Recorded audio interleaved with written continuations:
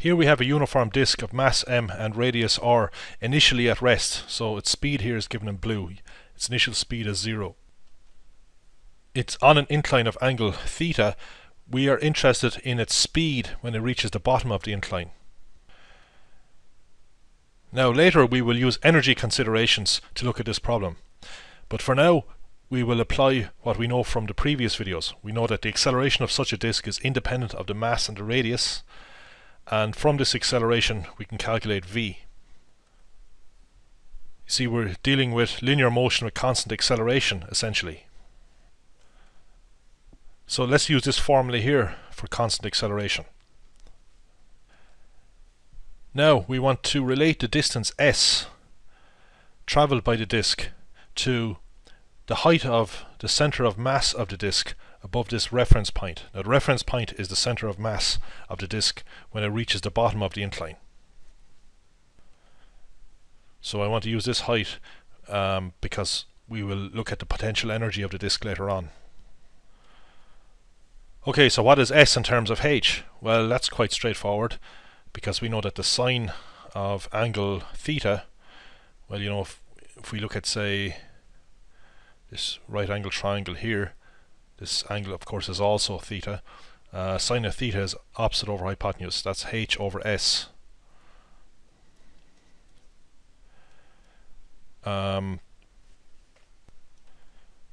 So interchange sine theta with s, so we get s in terms of h and theta. So we plug everything into this formula here, plug in a and h over sine theta for s. Notice that our result is independent of the angle of the incline, so it doesn't matter what theta is. The speed is given by this formula here. The speed only depends on the vertical distance between the centres of mass. Well, it would also depend on u, but since u is not 0 in this case, v only depends on h. Now, before we consider the energy of the disk, let's remind ourselves of the energy of a particle in a gravitational field. Well, it's got kinetic energy due to its motion, which is a half mv squared, and it's got potential energy due to its height h above some reference level. So we're dealing with a particle near the Earth's surface. So that means its weight mg doesn't change that much. Okay, so it's kinetic plus potential energy, and we know that this is conserved for a particle moving freely near the Earth's surface. Conserved means that at one instant this quantity has one value, at another instant it has another value, but those two values are the same. Okay, this is equal to some constant. We call the constant the total energy, that this number doesn't change from moment to moment. Now, that's the case of a particle. Okay, so a particle has essentially no dimensions. It's like a mathematical point, so its rotation doesn't mean anything. But of course we're dealing with a extended rigid body here, so we have more than just translational motion. You know, if there was no friction between the disk and the incline, of course we know that the disk would just slip down the incline without turning. We saw that in the previous video. We would only have these energies to concern ourselves with. But what's going on is the disk is actually rotating, so we have rotational energy. So we have to consider that term as well. That term is given by half I omega squared, where I is the moment of inertia about the centre of rotation, which is the centre of mass for a uniform disk. And omega is its angular speed at a particular instant. That omega is going to change. It's not going to be constant, because that's, as the disk rolls down, we know that omega increases in time. It can be shown that this quantity here is conserved. In other words, it's equal to a constant.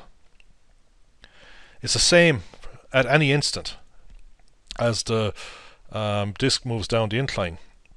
It doesn't change. So when the disk is here, this quantity has the same value as when it's here. It's the same everywhere. Now, as an aside, I would actually prove that that's the case, but I'll do that later on. For now, we will assume that this is true, and we'll use it to answer the problem that we just did. Now, in a previous video we saw that for a disk that rolls without slipping, the speed of the center of mass of the disk is at the speed at any instant, because the thing is speeding up, speed is a function of time, is the angular speed at that time times the radius of the disk. Okay, so v and omega are not constants. We're not dealing with uniform motion here. Okay, I explained that in detail in a previous video, so I won't go through it again. So what we can do is we can take the angular speed and write it in terms of v, and we can plug it in here. So we have a half I times omega squared. So that eliminates one of these unknowns. It's the same v as this v, of course. V, the kinetic energy of the disk. Well, this is translational kinetic energy. This is translational energy. Okay, it's like all the mass is centered at the center of mass. This point moves with speed v. Okay, and that's related to the angular speed at any instant of time. So obviously v is changing all the time. Now, I could write h in terms of the distance along the incline. I'll just leave it as h for now. Okay, so I just factorized v squared out of this and a half. Right, so I is the moment of inertia of a uniform disk about its center of mass. We know what that is. It's a half mr squared. So we have a half m plus 1m, that's 3 halves m. So we get 3/4 m v squared plus mgh equals constant. So we can use this fact to answer our problem.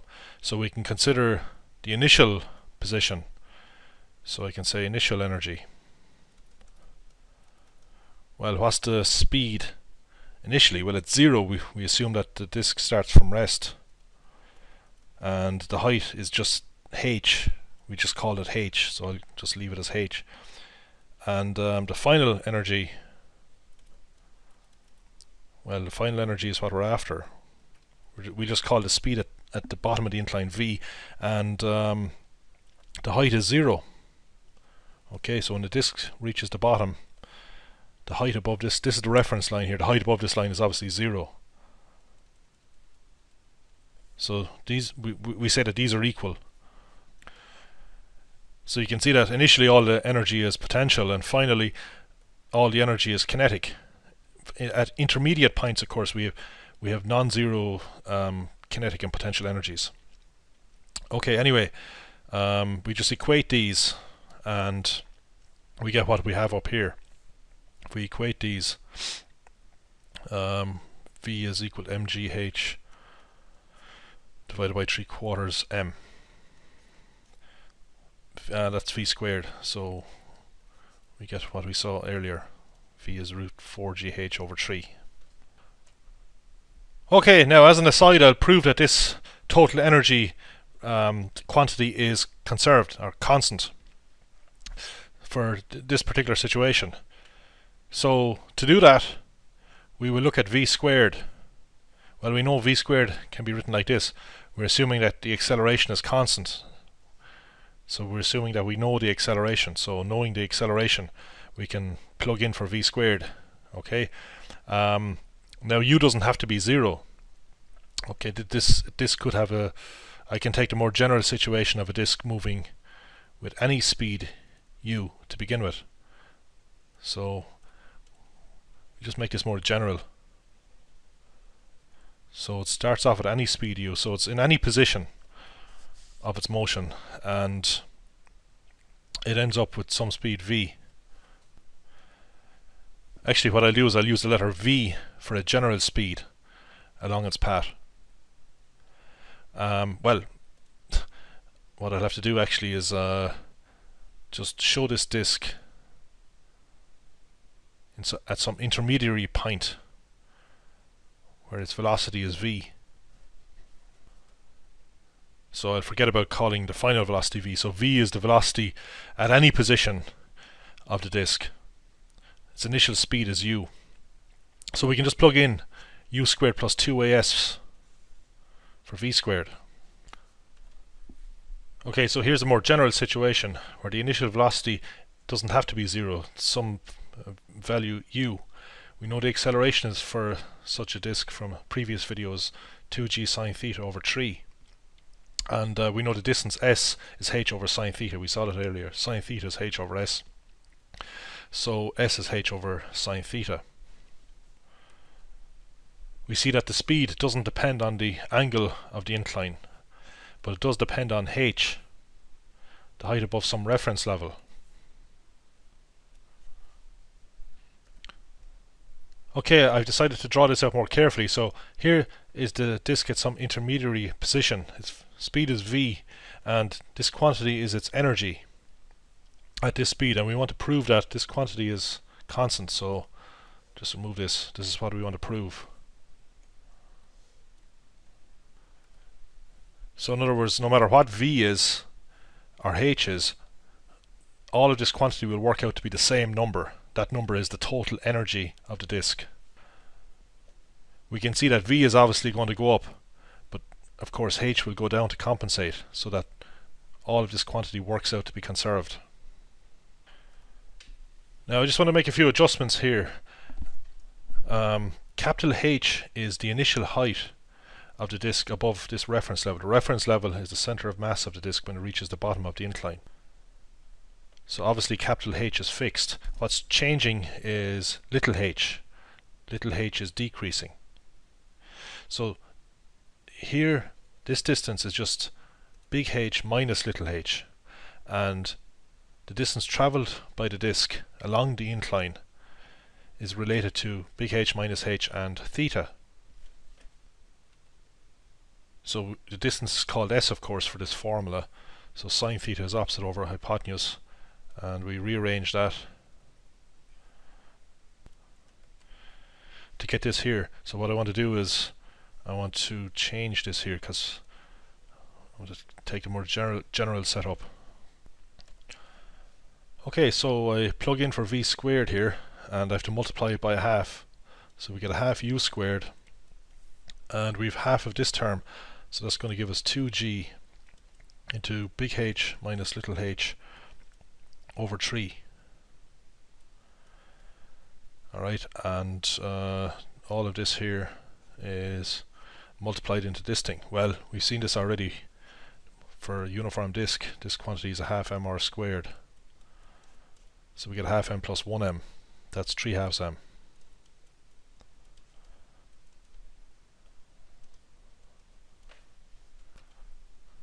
Okay, 3/2 m by a half u squared.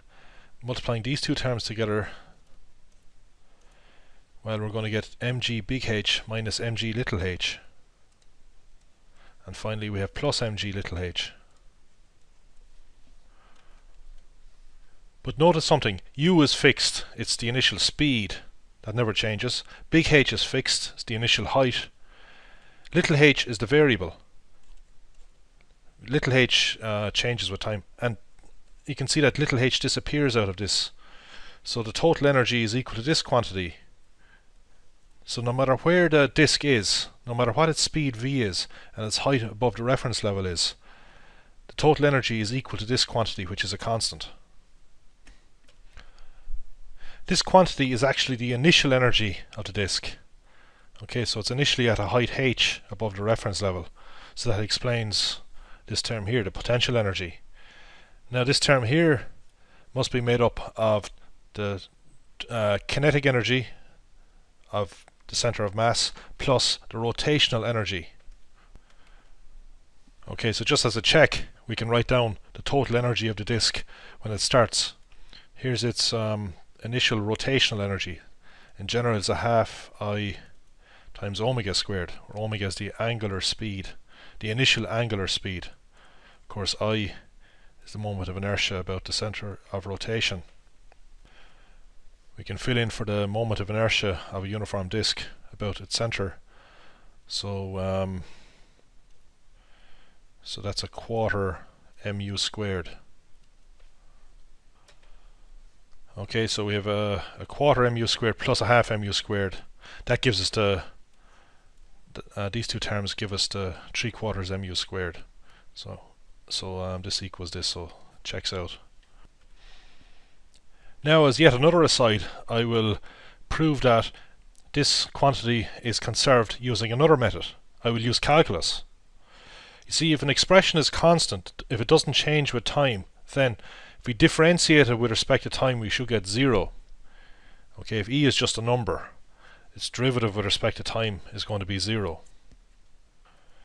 We differentiate with respect to time, of course, because v is some function of time, and h is obviously some function of time. As v goes up, h goes down. So, but this number E is fixed. We know it's equal to the total energy at the start, actually, but that's a fixed number. Differentiating that number will give us 0.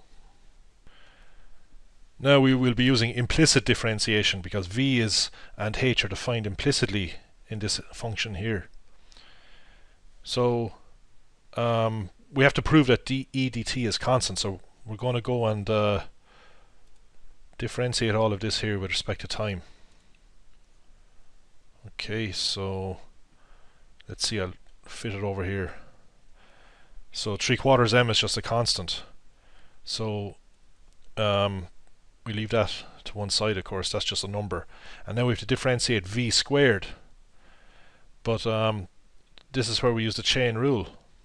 It's some function of time squared. So we deal with the power first. So we have 2 times v of, I can put v of t in here if you like, to the power of 1. So that's differentiating outside the brackets if you like. But now we have to differentiate what's inside the brackets. Well, that's dv dt. I could write dv dt here, but I could also write a for the acceleration. And mg is a constant, and we differentiate h with respect to time. I'll just write down dh dt for that. Now since we're differentiating with respect to time, I could actually just write h dot here, indicating the derivative with respect to time. So we are hoping that all of this expression works out to 0. Now, using the fact that we can use the fact that the acceleration is 2g sine theta over 3. That's something we proved in an earlier video. Okay, so I'll go back to just writing v for v of t. I won't write all of that. I'll just write v, and I've just plugged in for the acceleration. Okay, now what about dh dt? How can we relate v to dh dt? So dh dt is how quickly the height is changing with time, but that's obviously related to how quickly the distance travelled is changing with time. The distance travelled, the rate of change of distance travelled with respect to time is just the speed. Well, the distance travelled is s, distance travelled at this instant, and the speed at this instant is the rate of change of s with respect to time. So we have to differentiate this thing with respect to time. So v is just ds dt. Well, it's often called dx dt, but we're just calling the distance s here to be consistent with this kinematic formula that uses s instead of x for some reason. Alright, so we need to differentiate this with respect to time. Well, what is this thing that we're differentiating? Well, I'll break it into 2 fractions. It's h over sine theta minus little h over sine theta. But big H over sine theta is fixed. H is the initial height, that's a fixed number. Theta is the angle of the incline, that's fixed as well. So when we differentiate this term we get 0 because this is just a constant. Now what about if we differentiate this thing here? Well, H varies, but we have this minus 1 over sine theta in front of it. That's just a constant in front of it, a constant factor times h. So then we have to differentiate the h with respect to time. Well, we just write that as dh dt because we don't know what that is, but basically we want a substitution for v involving dh dt because dh dt is what appears in the second term. So what we want to do now is plug this thing here in for v. So hopefully then everything will work out to 0. And there we have it. Okay, I plugged in for v here and I brought the g here. So we end up with minus mg dh dt plus mg dh dt, and that's a big 0.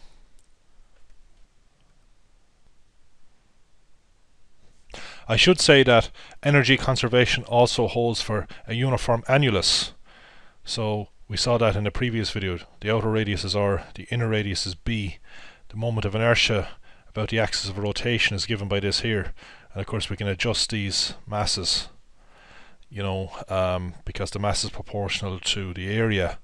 So we can write the mass of a disk that the annulus is made from in terms of the mass of the annulus, which is just the outer bit, of course. And we can do the same for the mass of the piece that was removed to make the hole. That's mh. We can write mh in terms of the mass m of the annulus. So I won't go through all that. We discussed that in the previous video. Also, we need to look at v squared. V squared is going to be different because a is going to be different.